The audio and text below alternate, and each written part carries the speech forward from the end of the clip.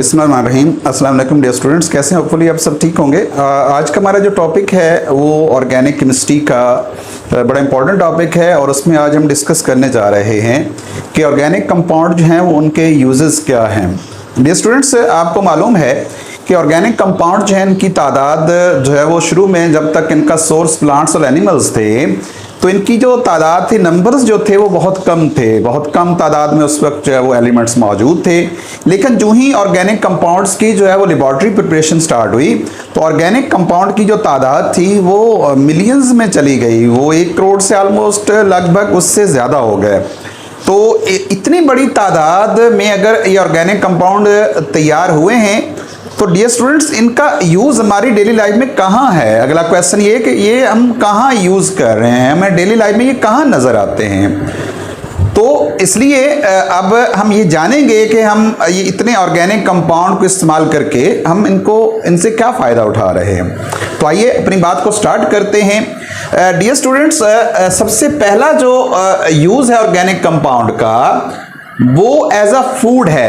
As food हम इनको इस्तेमाल करते हैं। आपको मालूम होना चाहिए कि हम जो कुछ खा रहे हैं वो सारे का सारा जो है वो ऑर्गेनिक है। हम दूध पीते हैं, हम गोश्त खाते हैं, हम रोटी खाते हैं, राइस खाते हैं, हम इसके अलावा जो है वो बहुत सारी चीज़ें जो है वो इस्तेमाल करते हैं। फ़िश है, चिकन है, मीट की मुख्तलिफ फॉर्म्स है, मटन है, बीफ है। ये सारे के सारे जितने हम इस्तेमाल करते हैं चीज़ें, ये सारी की सारी बेसिकली सोर्स हैं कार्बोहाइड्रेट्स के, प्रोटीन्स के और लिपिड्स के, विटामिन्स के। ये बड़े बड़े सोर्स हैं। तो इसलिए हम कह सकते हैं कि जितना कुछ हम डियर स्टूडेंट्स इस्तेमाल कर रहे हैं एज अ फूड, वो सारे का सारा जो है वो ऑर्गेनिक है। अनफॉर्चुनेटली अब हमारे माशरे में इनऑर्गेनिक फूड्स का इजाफा हो रहा है जो कि अनफॉर्चुनेट है और जो कि बहुत ही सेहत के लिए जो है मुज़र है, जिसमें आमतौर पर ये पिज़्ज़ाज हैं, बर्गर है, शावरमा वगैरह है, फिज़ी ड्रिंक्स हैं। ये सारे जो है वो मोस्टली ऐसी चीज़ें हैं जो इनऑर्गेनिक हैं और इनऑर्गेनिक फूड जो है वो सेहत के लिए इंतहाई ख़तरनाक है। जितना इंसान जो है वो ऑर्गेनिक रहता है फूड के मामले में उतना ही वो ज़्यादा हेल्दी रहता है। तो डियर स्टूडेंट्स, होना क्या चाहिए कि हमें ज़्यादा से ज़्यादा उन फूड्स को इस्तेमाल करना चाहिए जिनका सोर्स प्लांट्स और एनिमल्स हैं, ताकि इंसान जो है वो ह्यूमन जो है वो ये सेहतमंद ज़िंदगी जो है वो गुजार सके। याद रखिएगा डियर स्टूडेंट्स, हमारी जान जो है बहुत कीमती है, लाइफ इज़ प्रीशियस। तो इस वजह से हमें जो है वो हमेशा जो है वो अच्छी खुराक का जो है वो इंतखाब करना चाहिए। तो पहला जो यूज़ है वो इनका एज अ फूड इनको हम इस्तेमाल करते हैं। फिर डियर स्टूडेंट्स, दूसरा जो यूज़ है वो एज अ क्लॉथिंग है। कपड़े जो हम पहनते हैं, जितना हम ड्रेस पहनते हैं, घरों में हम जो कपड़ा इस्तेमाल कर रहे हैं वो 2 तरह का है, या वो नेचुरल है या वो सिंथेटिक है।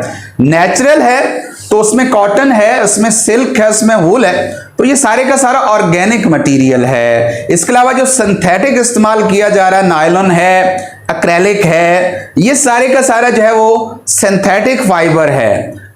जितना हम फाइबर इस्तेमाल कर रहे हैं अपनी रोजमर्रा जिंदगी के अंदर डियर स्टूडेंट्स, ये मोस्टली जो है वो ऑर्गेनिक मटेरियल से हासिल किया जा रहा है। तो समझ लें कि हम जो पहन रहे हैं, जो हम खा रहे हैं, वो सारे का सारा ऑर्गेनिक नेचर का है।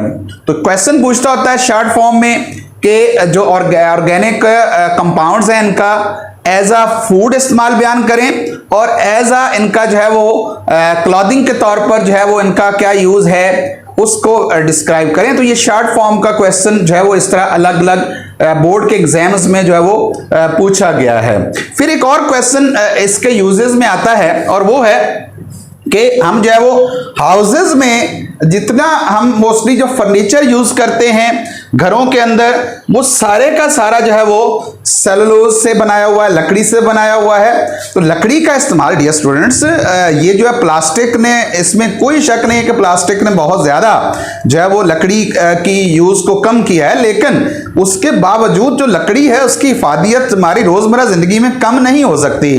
लकड़ी का इस्तेमाल एक दफ़ा फिर जो है वो ज़्यादा परवान चढ़ रहा है क्योंकि ये ज़्यादा खूबसूरत है। इसका बनाया हुआ फर्नीचर जो है वो घरों में इसका इस्तेमाल जो है वो ज़्यादा अट्रैक्टिव बनाता है, ज़्यादा दिलकश बनाता है घरों को, चाहे घरों का इंटीरियर हो या एक्सटीरियर हो। तो इस वजह से जो ऑर्गेनिक कंपाउंड का एज अ वुड इस्तेमाल है ये बहुत ज़्यादा इंपॉर्टेंट, किसी भी इंडस्ट्री के अंदर जो लकड़ी है उसकी इकोनॉमी की जो है वो बड़ी अहमियत होती है। किसी भी मुल्क की इकोनॉमी के अंदर लकड़ी जो है वो बहुत अहम रोल प्ले करती है। वुड इंडस्ट्री का बहुत बड़ा किरदार है डियर स्टूडेंट्स। तो वुड इंडस्ट्री से जो है वो कोई भी मुल्क जो है वो इनकार, उसकी अहमियत से इनकार नहीं कर सकता है। जिस मुल्क के अंदर लकड़ी का इस्तेमाल बहुत ज़्यादा है उसकी इकोनॉमी बहुत अच्छी है। तो लकड़ी का इस्तेमाल जो है वो बहुत ही ज़्यादा ज़रूरी है डेली लाइफ के अंदर, और ख़ास तौर पर जो हम घरों में इसको इस्तेमाल करते हैं फर्नीचर बनाने के लिए या घर का इंटीरियर एक्सटीरियर वगैरह में, ये बड़ा इंपॉर्टेंट जो है वो शुमार किया जाता है। तो लकड़ी का इस्तेमाल जो है वो भी इसके में ऑर्गेनिक फूड के यूज में आ जाएगा, ऑर्गेनिक कंपाउंड्स के यूजेस में आएगा।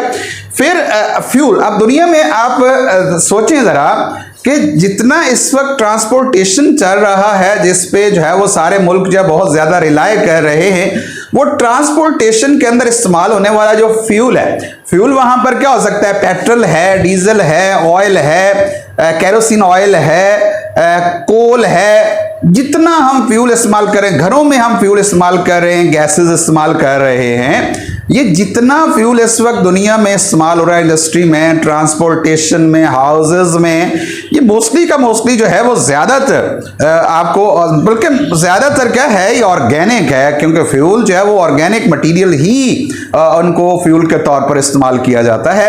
तो डियर स्टूडेंट, ये मालूम होना चाहिए कि जितना हम फ्यूल इस्तेमाल कर रहे हैं ऑटोमोबाइल्स के अंदर डोमेस्टिक पर्पसेस के लिए, जिसमें कोल, पेट्रोलियम, नेचुरल गैसेस हैं जो कि फॉसिल फ्यूल्स हैं, ये सारे के सारे ऑर्गेनिक है। फिर आपसे पूछता है कि मेडिसिन में क्या यूज है। तो डियर स्टूडेंट्स, आपको मालूम होना चाहिए कि जब ये फार्मास्यूटिकल इंडस्ट्रीज से पहले जितनी ड्रग्स बनाई जाती थी, वो सारी की सारी जो ड्रग्स हैं वो हम प्लांट्स और एनिमल्स से एक्सट्रैक्ट करते थे। तो प्लांट और एनिमल जो है आज के दौर में भी आपको पता है कि जड़ी बूटियों से इलाज जो है बहुत ज़्यादा दुनिया में किया जाता है। तो एक बहुत बड़ा जो है मेडिसिन का जो बहुत बड़ी खेप है वो ऑर्गेनिक मटेरियल से तैयार की जा रही है। और आज भी जो जान बचाने वाली बहुत सारी अद्वियात हैं, इन पर्टिकुलर जो एंटीबायोटिक्स होती हैं, एंटीबायोटिक्स के जो सोर्सेज हैं डियर स्टूडेंट्स, वो भी ऑर्गेनिक हैं। एंटीबायोटिक आपको पता है बैक्टीरिया को किल करती हैं या उनकी ग्रोथ को जो है वो इनहिबिट करती हैं। तो ये मोस्टली की जो है वो ऑर्गेनिक जो है वो मेडिसिन शुमार की जाती हैं।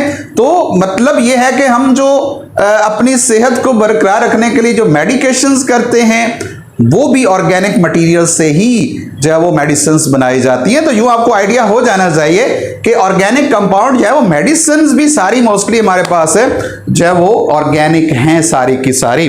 तो इसके अलावा वो आपसे पूछ सकता है कि ऑर्गेनिक कंपाउंड का एज अ रॉ मटेरियल क्या यूज है। रॉ मटेरियल का मतलब ये है कि इनसे हम ऑर्गेनिक कंपाउंड्स को बुनियाद बनाकर हम और बहुत सारे प्रोडक्ट्स हैं उनसे तैयार कर सकते हैं, जिसमें क्या आ जाता है, रबर है, पेपर है, इंक्स हैं, ड्रग्स हैं, डाइज हैं, पेंट्स हैं, वार्निशेस हैं। ये सारे के सारे ऑर्गेनिक नेचर के कंपाउंड्स हैं जो हमारी डेली लाइफ में आप इनका इस्तेमाल देख सकते हैं। रबर का, पेपर का, इनका कहाँ ड्रग्स का इस्तेमाल है, डाइज, पेंट्स का इस्तेमाल हमारी रोजमर्रा जिंदगी में बहुत ज्यादा इनको इस्तेमाल किया जा रहा है।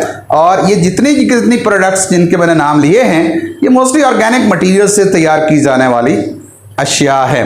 तो यूं हम कह सकते हैं कि जो ऑर्गेनिक कंपाउंड जो है इनका हमारी रोजमर्रा जिंदगी में कोई ऐसा शोबा नहीं है डियर स्टूडेंट्स जो इनके इस्तेमाल से बचा हो। तो ये क्वेश्चन जो है वो लॉन्ग फॉर्म में भी आ सकता है, यूजेस ऑफ ऑर्गेनिक कंपाउंड, और इसके जितने आगे जो है वो सब हेडिंग्स हैं वो शॉर्ट क्वेश्चन में तो पूछी ही जाती है, इनमें से लाजमी जो है वो शॉर्ट क्वेश्चंस बनते हैं। तो इसलिए बहुत आसान सा टॉपिक है, लेकिन डियर स्टूडेंट्स आपको ये याद होना चाहिए फुल मार्क्स लेने के लिए जो है वो कंसेप्ट का होना जरूरी है, और फिर कंसेप्ट को अच्छे तरह जो है वो लिखना, उसको कागज की जीनत बनाना जो है वो बहुत जरूरी होता है। सिर्फ जहन में, दिमाग में अगर हमारे कंसेप्ट है, हम उसको अच्छी तरह आगे जो है वो रिप्रोड्यूस भी करते हैं जाके पेज के ऊपर, पेपर के अंदर, तो उस मटेरियल का फिर हमें आगे जाके कहीं फ़ायदा तो होगा, लेकिन उस पेपर के अंदर जो है वो हमें वो ज़्यादा फ़ायदा नहीं देगा। एक इसके साथ जो है ना ज़रा सब टॉपिक कह लें, नेचुरल गैस जो है वो ये भी ऑर्गेनिक कंपाउंड है। तो नेचुरल गैस का जो है वो आमतौर पर वो अलग क्वेश्चन पूछता होता है, नेचुरल गैस क्या है। आपको पता है इससे पहले हम कोल और पेट्रोलियम की बात कर चुके हैं, तो उन्हीं के साथ एक फॉसिल फ्यूल नेचुरल गैस भी है। नेचुरल गैस जो है वो क्या है आपको पता है? नेचुरल गैस जो है वो लो मॉलिक्यूलर मैसेज जो हाइड्रोकार्बन्स होते हैं, जिसमें मीथेन, इथेन, प्रोपेन वगैरह, उनका मिक्सचर है ये। और इनके अंदर जो ज्यादातर जो गैस मौजूद है वो 85% तक है और वो मीथेन है। तो अगर आपसे पूछता है व्हाट इज नेचुरल गैस, तो आप कहेंगे it is a mixture of low molecular message hydrocarbons. Example क्या देंगे आप लो मॉलिक्यूलर हाइड्रोकार्बन्स की? मीथेन, इथेन और प्रोपेन वगैरह इसकी कंपोजिशन में चीजें आ जाती हैं। फिर वो आपसे पूछता है कि इसकी ओरिजिन कहां से होती है नेचुरल गैस की। तो ओरिजिन डियर स्टूडेंट्स बहुत ही सिंपल है। इसकी ओरिजिन वही है जो हमने कोल की पढ़ी है, जो हमने जो है वो पेट्रोलियम की पढ़ी है, कि जानदार जो है वो नीचे ज़ेरे ज़मीन दफन हुए, सदियों गुजरने के बाद वो मटेरियल आहिस्ता आहिस्ता जो है वो फॉसिल फ्यूल में कन्वर्ट होने शुरू हुए और ऑर्गेनिज्म जो है वो आहिस्ता आहिस्ता फॉसिल फ्यूल बने।